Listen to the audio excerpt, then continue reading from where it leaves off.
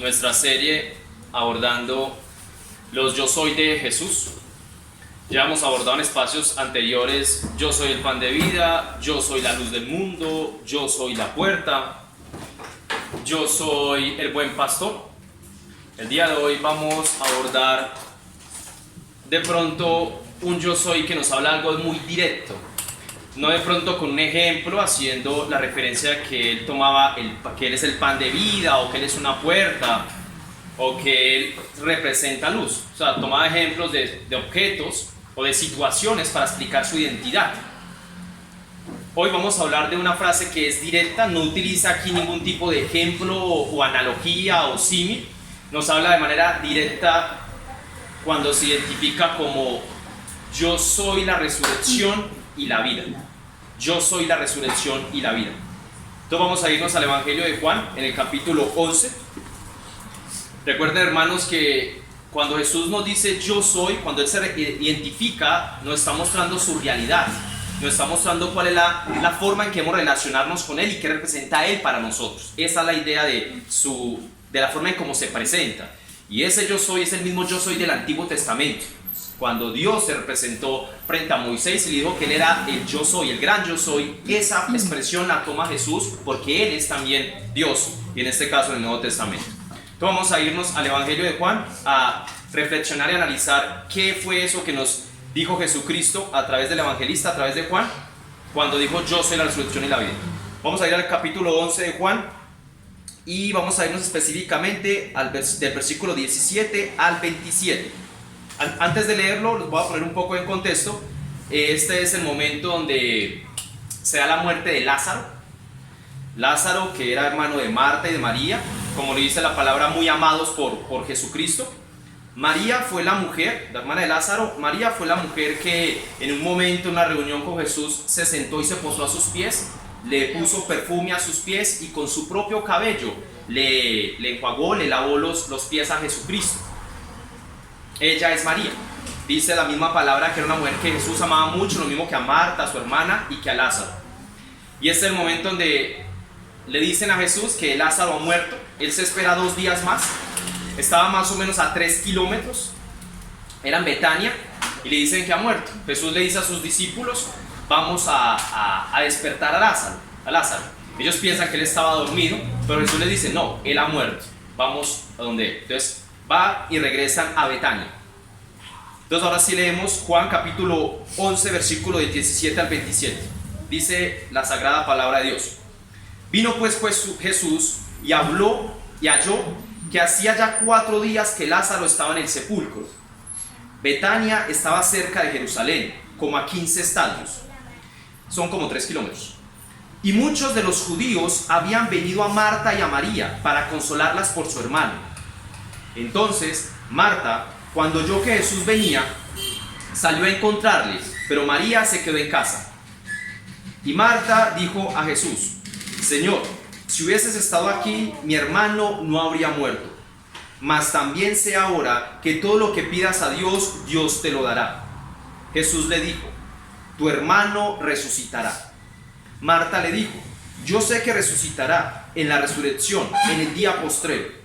Le dijo Jesús: yo soy la resurrección y la vida. El que cree en mí, aunque esté muerto, vivirá. Y todo aquel que vive y cree en mí no morirá eternamente. ¿Crees esto? Le dijo: sí, Señor, yo he creído que tú eres el Cristo, el Hijo de Dios, que has venido al mundo. Esta expresión, hermanos, de yo soy la resurrección y la vida, ningún hombre, y en ninguna de las múltiples religiones que existen, ni creencias, ni filosofías, ningún hombre se ha atrevido a decir que tenga el poder de la resurrección o que pueda convertirse él mismo en la resurrección. Ni Mahoma, ni Gandhi, ni el Dalai Lama, ni ningún líder espiritual, ni el gnosticismo, ningún ser en la tierra, en la historia, se ha atrevido a plantear o a decir: yo soy la resurrección. Porque evidentemente a lo largo de nuestra historia ningún hombre ha resucitado, solamente uno. Ningún hombre ha demostrado tener poder sobre la muerte, solamente uno. Y ningún hombre en sus cabales se atrevería a tener esa a plantear esa afirmación de que tiene poder sobre la muerte. Solamente Jesucristo lo hizo y solamente Jesucristo lo demostró. Por ende, hoy vamos a reflexionar y abordar qué fue esa frase respecto a que yo soy la resurrección y la vida. Esa gran expresión que hizo Jesucristo. Desde luego vamos a analizar, a reflexionar algo que de lo cual no nos gusta hablar. Hablar de la muerte no es hablar algo positivo, no es hablar algo agradable, no es hablar de algo que nos guste.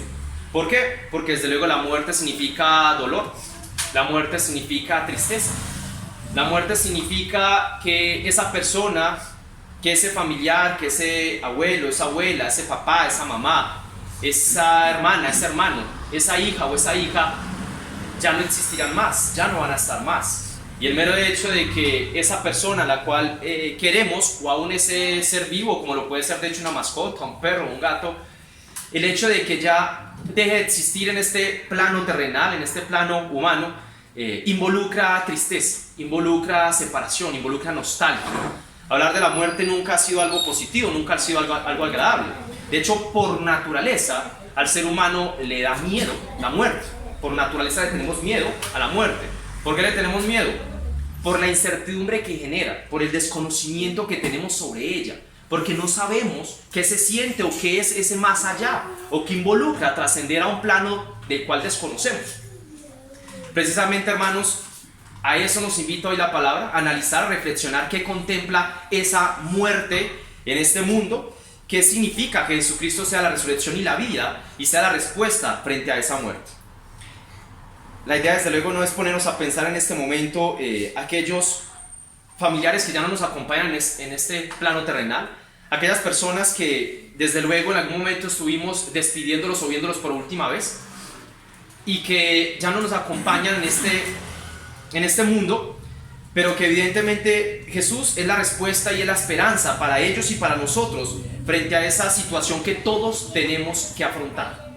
Todos, grandes, pequeños, jóvenes, ancianos, ricos, pobres, gordos, delgados, todos tendremos que en algún momento afrontar la muerte, todos. Y eso involucra que evidentemente nuestra imagen, nuestro pensamiento, nuestra idea como cristianos debe ser diferente a aquellos que no tienen a Jesucristo en su corazón. Y Jesucristo, con lo que hoy nos dice como yo soy la resurrección y la vida, nos invita precisamente a reflexionar y a analizar qué pensamos y qué sentimos nosotros frente a esa etapa que todos vamos a tener que afrontar y que ya hemos vivido a lo largo de nuestra vida despidiendo a algún ser querido. Como les decía ahorita, al padre, o desafortunadamente si algún hijo se adelantó, o algún hermano, o algún tío, o aún algún amigo. Frente a eso todos vamos a tener que afrontarlo y Jesús nos da hoy una respuesta para eso. Les doy de pronto algunos datos respecto a lo frecuente que es, y aunque no nos gusta hablar de ese tema, lo frecuente que es la muerte. Al año mueren aproximadamente en el mundo 55 millones de personas. En un año mueren 55 millones de personas. En Colombia somos aproximadamente 48 millones. O sea que en un año muere más de un país entero, para que tengan más o menos una idea. Y al día aproximadamente mueren alrededor de 150.000 personas en el mundo. 150.000. Es más, mientras yo voy a estar aquí a lo largo de una hora aproximadamente, van a estar muriendo en el mundo alrededor de 7.200 personas. Hice el cálculo aproximadamente y son 7.200 personas que van a fallecer a lo largo que voy a estar aquí hablando. ¿Qué quiere decir eso? Que la muerte es frecuente, es del día a día, y que eso nos invita entonces a analizar qué nos dice la palabra, no lo que nosotros creemos, lo que nos muestran las culturas del mundo o las filosofías del mundo, sino a la luz de la palabra, qué representa para nosotros la muerte.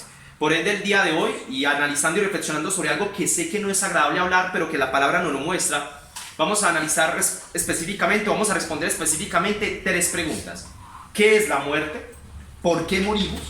¿Y cómo debemos afrontar la muerte a la luz de la palabra? ¿Qué es la muerte? ¿Por qué se da la muerte? ¿Por qué morimos? ¿Y cómo debemos afrontar la muerte? Nosotros, frente a nuestros hermanos y frente a lo que nos rodea como tal, que es frecuente. Entonces vamos a empezar por la primera pregunta. ¿Qué es la muerte? ¿Qué es la muerte? Voy a inicialmente responderla desde el punto de vista biológico.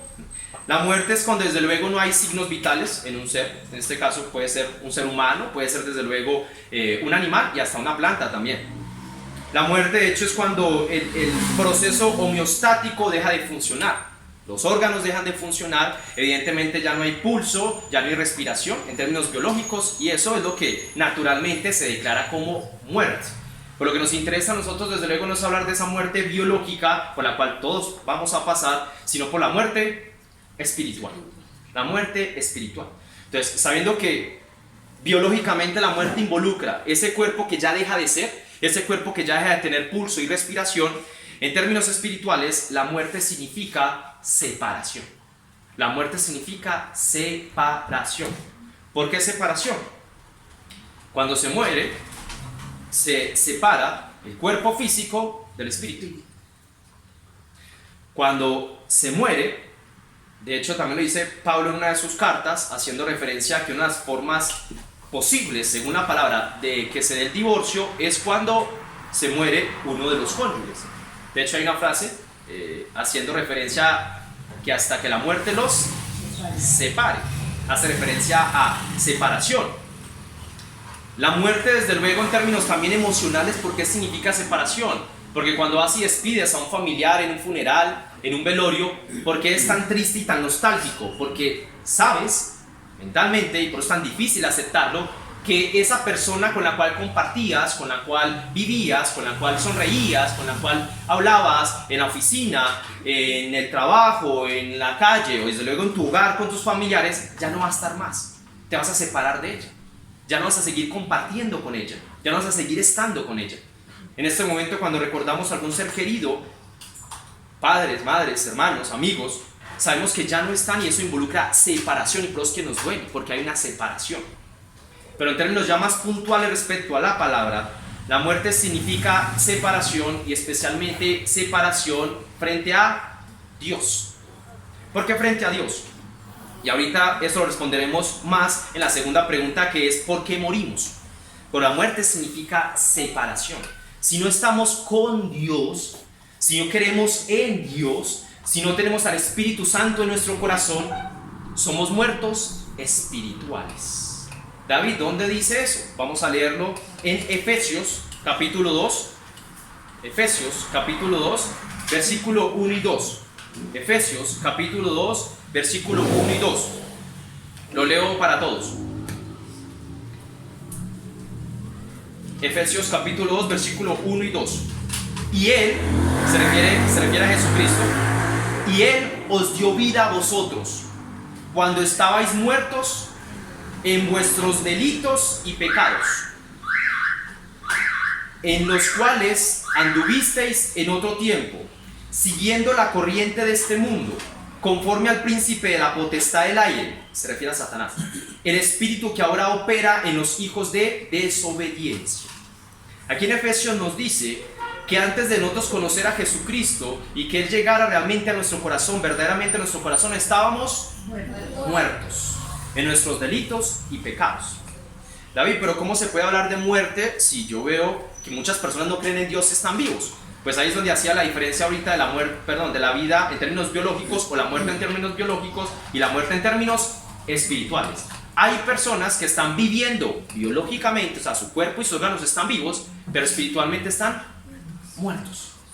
Muchos creen estar vivos, y desde luego lo están en términos físicos y biológicos, pero están espiritualmente muertos. ¿Por qué? Porque no han recibido la vida espiritual que solamente nos la puede dar Jesucristo. Porque aquellos que no han depositado su fe, su creencia en Jesucristo para ser perdonados, como lo dice acá, por sus delitos y pecados, siguen muertos espiritualmente. Siguen muertos espiritualmente. ¿Qué involucra eso entonces? Que cuando no hemos aceptado a Jesucristo verdaderamente en nuestras vidas, estamos muertos espirituales. Entonces, ¿qué es la muerte? Separación.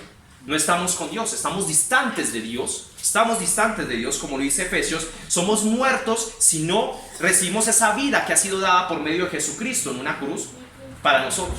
Estamos muertos en nuestros delitos y pecados. De allí que la primera pregunta frente a qué es la muerte es analizar, reflexionar cada uno de nosotros qué tan verdaderamente vivos estamos espiritualmente, o qué tan realmente muertos espirituales estamos realmente. Biológicamente podemos seguir respirando, podemos seguir alimentándonos, andando y viviendo en este mundo, que durará, yéndonos muy bien, 60, 70, 80 años, algunos menos, algunos más. Pero lo más importante, y como lo dice aquí la palabra, no se refiere a esa vida biológica, a esa vida que con el tiempo se va envejeciendo y deteriorando y que este cuerpo tiende a convertirse en polvo, lo dice la misma palabra, sino que trasciende en términos espirituales.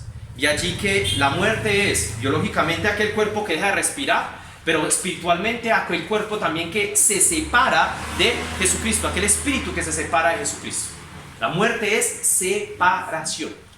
Segunda pregunta, David, ¿y por qué morimos? ¿Por qué se da esa separación? ¿Por qué hay muerte? También nos lo responde la misma palabra. Desde luego, nuevamente en términos biológicos, ¿por qué morimos? Por una enfermedad, por envejecimiento, por un accidente, por una catástrofe natural. Biológicamente el cuerpo deja de vivir por ese tipo de factores. Pero espiritualmente, ¿por qué morimos? También nos lo dice la palabra y nuevamente en la carta de Corintios, primera carta a los Corintios, capítulo 15, primera carta a los Corintios, capítulo 15, versículo 22. Si alguien lo puede leer en voz alta, para entender por qué es que morimos, porque ya siendo conscientes que la muerte es separación, ¿por qué es que morimos?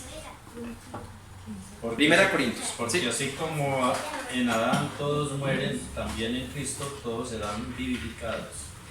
Dice acá, muchas gracias Albeiro, dice acá, porque así como en Adán todos mueren, y la pregunta es, ¿y por qué en Adán todos mueren? Porque ¿qué fue lo que hizo Adán? Por el pecado. Por el pecado de Adán.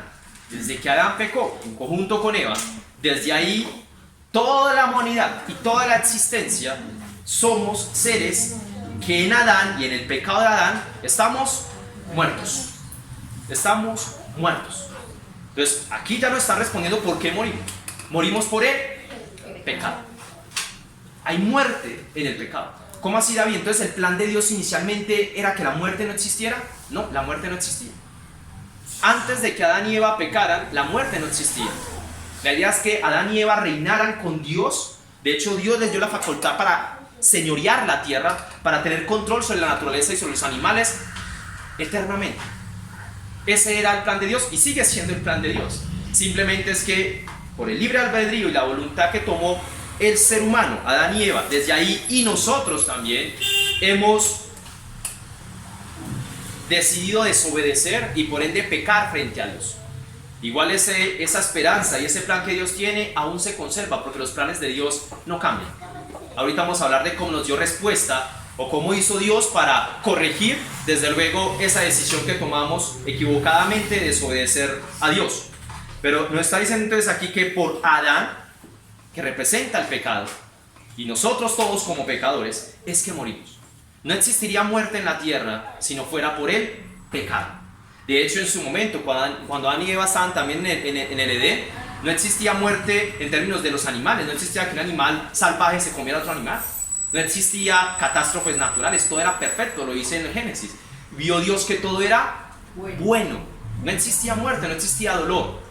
La primera muerte se da desde luego, y si recuerdan en Génesis, no lo voy a leer, es cuando Dios va y llama a Adán y llama a Eva, que dónde están escondidos, y ellos evidentemente ya por la desobediencia al pecado, dicen que tuvieron miedo y que fueron y se escondieron. ¿Qué hace Jesús sabiendo de que ellos ya eran conscientes que estaban desnudos? ¿Qué hace Dios para poder continuar en ese momento teniendo comunicación con Adán y con Eva? Dice que Él les cubrió con pieles, sacrificó un animal, hubo muerte. Eso lo puede leer en Génesis. Les puso prendas con tela de animal o con cuero de animal para poderlos cubrir. ¿Y por qué estoy haciendo referencia a eso? Porque miren cómo el pecado de Adán y Eva ya de entrada está involucrando ¿qué? Muerte. O sea que morimos porque hay pecado. La desobediencia frente a Dios, el hecho de que queramos hacer nuestro plan de nuestra manera, esa desobediencia que involucra pecado significa muerte. Hermano. En Romanos 6:23, porque la paga del pecado es muerte. Ya lo vamos a leer más adelante, muy bien, hermano. Evidentemente, entonces, morimos es porque hay pecado. Desde luego, entonces, cuando Dios nos dice de que, y Jesucristo nos dice que nos va a dar vida eterna, es porque el pecado ya no existirá. porque el pecado dejará de ser, ya no existirá el pecado. Y eso lo leeremos y lo abordaremos más adelante. Lo acaba de leer la hermana, Romanos 6:23. Romanos 6:23 lo leo para todos. Porque la paga del pecado es muerte. Lo está diciendo evidente. Porque es que morimos por el pecado. Mas la dádiva de Dios es vida eterna en Cristo Jesús, Señor nuestro. Prácticamente está repitiendo lo mismo que leía ahorita Albeiro en 1 Corintios. Está diciendo que por Adán, o sea por el pecado, todos mueren. También en Cristo todos serán vivificados. Y aquí nuevamente Romanos dicen que la paga del pecado es muerte, pero que tenemos vida en Jesucristo. Entonces la respuesta puntual de por qué morimos, ya sabiendo que la muerte es separación, morimos es por el pecado. Y por eso es que precisamente al morir por el pecado es que nos separamos de Dios. Nos separamos del plan de Dios. De eso que Dios esperaba para nosotros y nos otorgó, porque el único que es eterno es Él. Y Él nos dio esa inmortalidad si no hubiésemos caído en pecado. Si no hubiésemos caído en pecado. Entonces, ya sabemos que el pecado es biológicamente aquel cuerpo que deja de vivir o respirar, pero en términos espirituales es separación. ¿Y por qué morimos? Morimos por el pecado. Morimos por el pecado, desde Adán hasta el día de hoy y cada ser humano. David, aún el bebecito que nació, aún el bebé que nació. Todos somos pecadores. Todos somos pecadores. Lo dice la palabra. Ya sabemos qué es el pecado, ya sabemos por qué morimos. De hecho, esa respuesta de por qué morimos es algo que muchas veces es común en nuestras situaciones familiares, cuando desafortunadamente algún ser querido muere. Ay, ¿por qué se murió? Si era tan bueno, si era tan buena, si él no le hacía mal a nadie, si mi mamá era tan buena, si mi abuelita era tan buena, si mi hijo era tan bueno, si era tan joven, si era tan niño. Muchas veces esa respuesta, que es difícil, desde luego, y como desde el punto de vista humano, es difícil comprenderla y muchas veces de aceptarla, esa respuesta nos la está dando la palabra. ¿Por qué murió esa persona que tanto querías? ¿O por qué va a morir esa persona que tanto quieres? ¿Por qué murió ese ser querido el cual extrañas en las noches, del cual piensas en las mañanas? Por el pecado. Por el pecado. Y como les decía ahorita al principio, ¿por qué es tan doloroso? ¿Por qué es tan nostálgico y tan fuerte aceptar la muerte? Porque precisamente eso involucra que va a haber distanciamiento. Y esas personas que ustedes pueden tener en sus mentes y en sus corazones, que fallecieron hace semanas, meses, posiblemente con la situación del COVID o años, esas personas que fueron nuestros seres queridos, amigos, conocidos y familiares, murieron. Y dejando a un lado de si fue bueno o no, dejando a un lado de qué tan buen cristiano fue o no, murieron fue por el pecado. Murieron fue por eso. David, ¿por el pecado de quién? El pecado del mundo caído en el que estamos.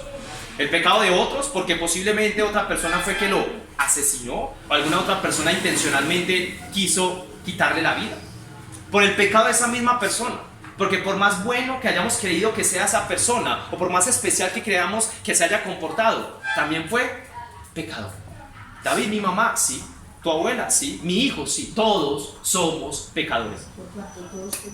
Todos. Y estamos destituidos de la gloria de Dios. Todos somos pecadores. El pecado es el que define por qué morimos. El pecado. Y de hecho, muchas veces pensándolo así, David, pero es que fue injusto, esa persona no debía morir. Hubo un ser, hubo una persona, hubo un hombre, frente al cual, si queremos hablar de justicia, que no debía morir, murió hace 2000 años.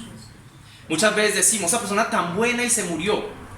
Solamente una persona realmente podemos decir que es bueno, realmente. No a nuestro criterio mundano. Ay, David es que es buena persona porque es buen esposo, es buen hijo, es buen padre.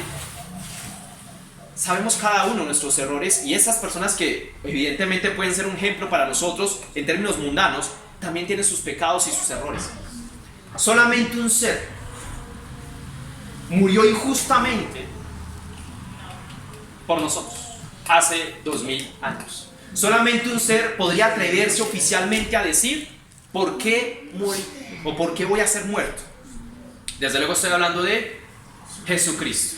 Es el único que realmente podríamos decir que no debía haber muerto, porque fue perfecto, porque no hubo engaño en su boca. Porque el que nunca hizo pecado, se hizo pecado por nosotros. Porque ese ser que nunca dejó a un lado a sus discípulos, uno de ellos lo traicionó y el resto lo abandonaron una noche en Getsemaní. Porque ese ser fue tomado con cadenas y llevados al Sanedrín, al grupo de los religiosos, a Caifás y a Anás, y fue humillado, fue acorralado, fue escupido en la cara, fue golpeado, fue puesto una banda en sus ojos mientras lo golpeaban y le decían: profetiza, profetiza. Fue un ser que le pusieron una corona de espinas para humillarlo, y aún con una vara, asumiendo como si fuera el cetro de poder, con ese mismo le pegaban en su cara. Fue un ser que fue flagelado en su espalda, en su tronco, en sus piernas. Fue un ser que fue obligado a cargar una cruz que él no debía cargar, porque iba a pagar lo que él no robó. Fue un ser que fue llevado a un monte, a un calvario, y atravesadas sus manos y sus pies con clavos de entre 12 a 14 centímetros, que fueron dislocados sus brazos, que fue puesto y expuesto a un grupo de personas que meneaban la cabeza y se burlaban de él y le decían: si tú eres Dios, bájate de ahí; si tú eres el Hijo de Dios, bájate y sálvate a ti mismo. Y aún estando él ahí decía: Señor, perdónalos porque no saben lo que hacen. Fue el ser que fue humillado injustamente, y estando ahí ya en la cruz, gritando: Elí, Elí, lama sabactani, Dios mío, ¿por qué me has desamparado? Ese ser, injustamente, el que no debía morir, murió. Luego fue atravesado en su costado con una lanza. Él murió injustamente. Y aún así muchas veces pensamos en este plano terrenal, nosotros como seres limitados, finitos, equivocados en tantas decisiones: ay, ¿por qué yo voy a morir? ¿Y por qué murió tal persona? Y no pensamos en aquel que realmente no debía morir y murió por nosotros en una cruz. Hablamos de justicia frente a nosotros y no hablamos de justicia que también muestra el propósito de Dios. ¿A qué me refiero con el propósito de Dios? De hecho, aquí en la palabra hace referencia, antes del versículo que estamos leyendo, en el 17, dice: Jesús le dice a los discípulos que Lázaro murió y que es una muerte que va a glorificar a Dios. Lo leo aquí rápidamente.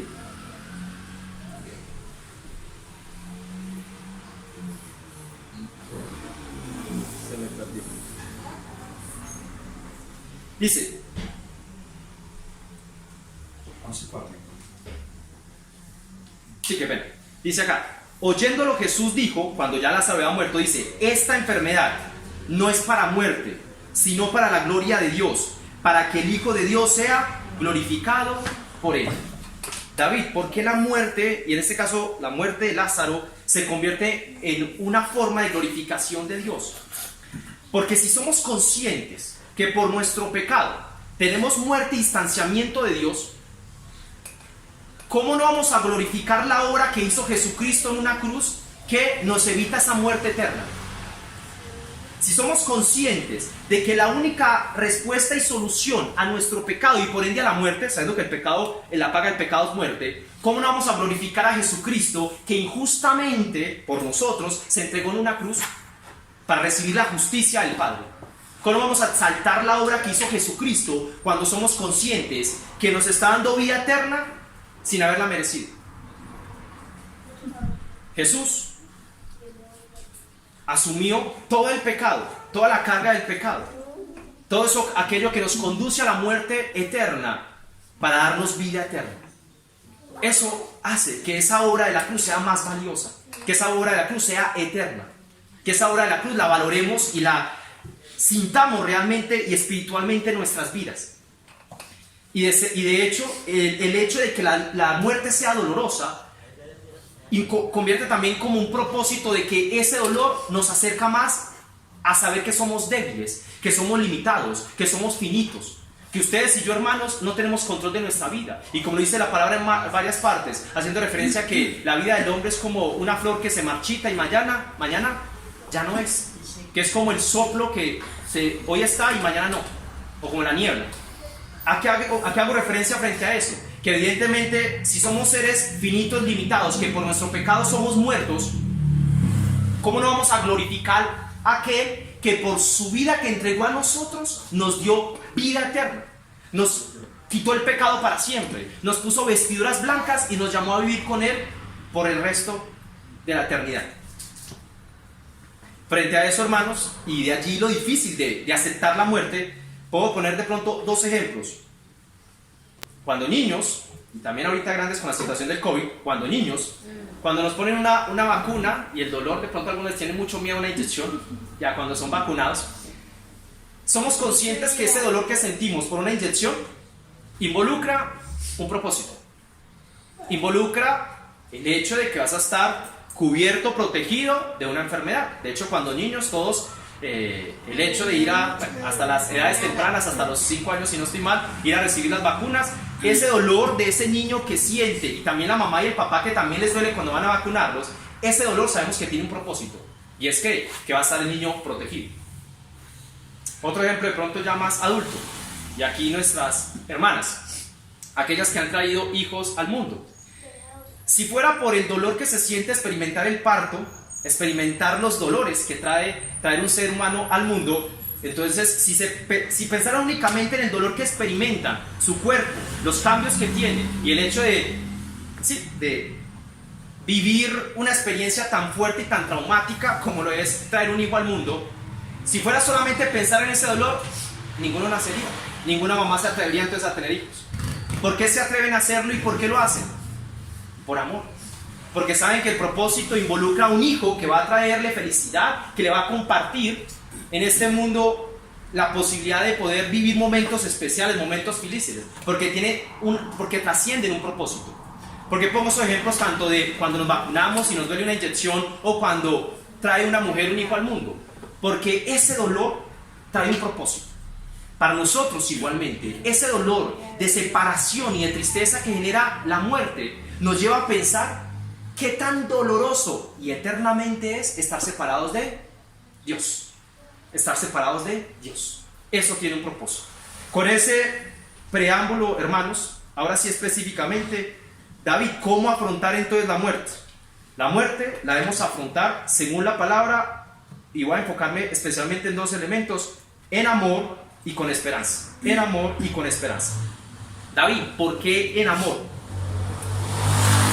¿Por qué en un momento de tristeza y por qué en un momento tan difícil hay que afrontar la muerte con amor?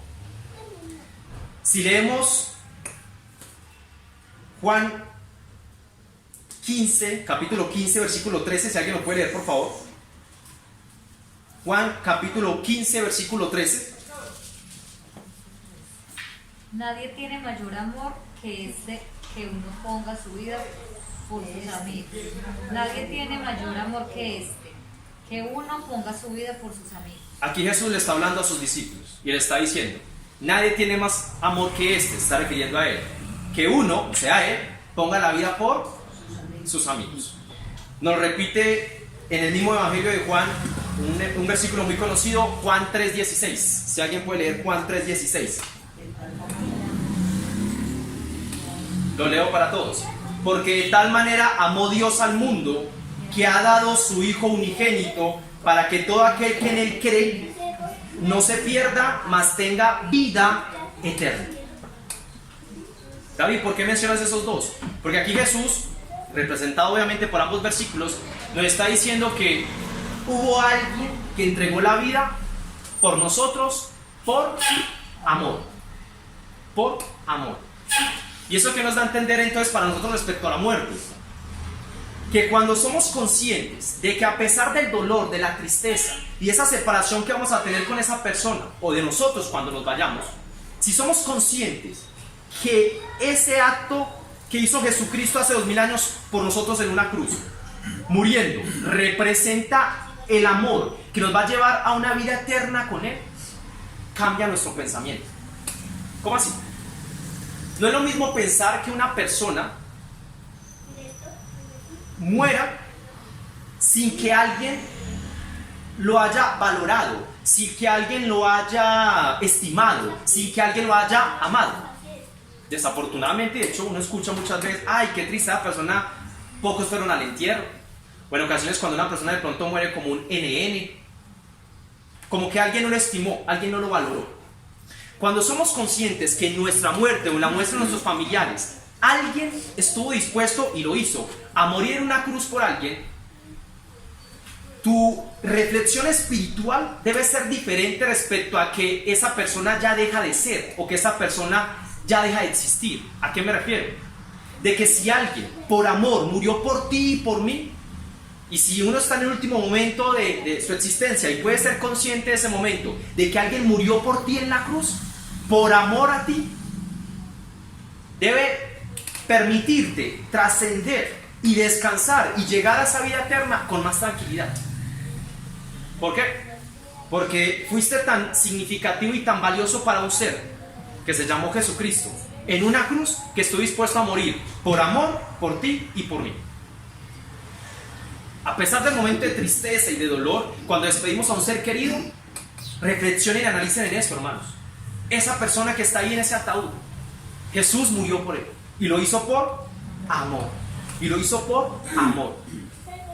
Y David, ¿es que ese amor trasciende? ¿Ya esa persona no murió y ya lo dejó de amar? Pues ¿qué nos dice Romanos? Romanos capítulo 8, versículos 38 y 39. De hecho, le cantábamos ahorita un cántico similar. Romanos capítulo 8, versículos 38 y 39. Lo leo para todos. Por lo cual estoy seguro de, esto lo escribe Pablo, por lo cual estoy seguro de que ni la muerte, ni la vida, ni ángeles, ni principados, ni potestades, ni lo presente, ni lo porvenir, ni lo alto, ni lo profundo, ni ninguna otra cosa creada nos podrá separar del amor de Dios que es en Cristo Jesús, Señor nuestro. ¿Por qué he enfatizado ahorita de que Jesús dio la vida por nosotros, da la vida por los amigos, y que Dios, en Juan 3:16, demuestra el amor frente al mundo dando la vida de su Hijo por nosotros? Porque esa muerte, hermanos, no termina en ese cuerpo que yace bajo tierra o que fue quemado y queda ahorita en cenizas. Dice que ese amor de Dios continúa, que a pesar de la muerte también continúa, porque dice que ni la muerte ni la vida nos separará del amor de Dios. Si somos conscientes que esa persona que estamos despidiendo se va de este plano terrenal, pero trasciende a un plano donde va a seguir siendo ¿qué? Amado, estimado, valorado, nuestra concepción debe cambiar, hermano. Nuestra reflexión espiritual debe cambiar, porque ya somos conscientes que no, David es que dejó de existir, es que vea, dejó acá todas sus cosas, es que vea, ya se convirtió en un cadáver, en un polvo. Eso es el cuerpo, biológicamente, lo que hablamos ahorita. Pero espiritualmente esa persona va a seguir siendo ¿qué? Amada, y seguirá existiendo en un plano espiritual frente a Dios. Cambia nuestra percepción cuando somos conscientes, cambia nuestra emoción y especialmente nuestra reflexión espiritual cuando sabemos que esa persona no dejó de existir, sino que sigue siendo ¿qué? Amada por aquel que murió hace 2000 años en una cruz. David, Hermana, uno siente una felicidad cuando uno sabe que ese ser querido está siguiendo los caminos de Cristo, tiene a Dios en su corazón. muy cierto. Pero siente tristeza cuando uno sabe que no ha recibido a Cristo en su corazón. Evidentemente, hermano, lo que estoy hablando hace referencia a esa persona que muere En Cristo. en Cristo. Y obviamente, hermanos, ni tenemos la potestad ni la facultad de decir, David, pero ¿por qué él sí, él no? Eso ya es entre esa persona y Dios, cada uno. Desde luego nuestra responsabilidad es compartir el mensaje, compartir el evangelio, orar por ellos, pedir a Dios por ellos, pero que Dios es el que define su facultad y solamente en Dios sabemos si esa persona sigue disfrutando de ese amor allá en la eternidad. Muy, muy cierto, hermano. Entonces, primer mensaje de cómo afrontar, y ya terminando, de cómo afrontar la muerte. la afrontamos o debemos afrontarla a pesar del dolor, la tristeza, pensando en un propósito, y ese propósito nos lleva también al amor, de que un ser murió por nosotros y nos seguirá amando, no solamente en este plano terrenal, sino en un plano espiritual, un plano que trasciende a la eternidad. De hecho, y no, lo menciono aquí rápidamente, en el Salmo 116, versículo 15 dice: estimada es a los ojos de Dios la muerte de sus santos. Estimada es un versículo muy utilizado en ocasiones cuando una persona fallece. Estimada es a los ojos de Dios la muerte de sus santos. Dios en ningún momento no es consciente o deja de ser consciente de que alguien de sus hijos muera. Él es consciente de cada uno de nosotros y es consciente de nuestro dolor y nuestra tristeza. De hecho, en Él podemos buscar cómo ser confortados, cómo ser fortalecidos en ese momento. Pero que entre esa reflexión que tenemos en ese momento de muchas veces de tristeza, de desolación, de nostalgia, que tengamos presente que existe el amor aún más allá de la muerte. Y ese amor nos lo da Jesucristo. Segunda palabra que les dije de cómo debemos afrontar la muerte: la esperanza. De esta hay muchos versículos en la palabra, hermanos, muchos. Les voy a leer varios rápidamente ya para terminar, pero aquí es importante enfatizar en algo. Y muchas veces frente a aquellos que rechazan a Dios abiertamente, los que muchas veces se hacen llamar ateos o algunos también agnósticos respecto a que no, Dios no existe. ¿Y a qué me refiero? Aquella persona que realmente no tenga a Dios en su corazón y específicamente a Jesucristo en su corazón, cuando fallece o fallece alguno de sus seres queridos, su vida hasta ahí llegó. ¿Qué propósito tiene? Jacobo, ¿qué propósito tiene para una persona vivir cuando simplemente va a estar aquí 50, 60, 70, 80 años a lo máximo y no trasciende a nada? No hay una razón de ser, no hay un propósito de la existencia, no hay un propósito de que tú y yo estemos en este mundo.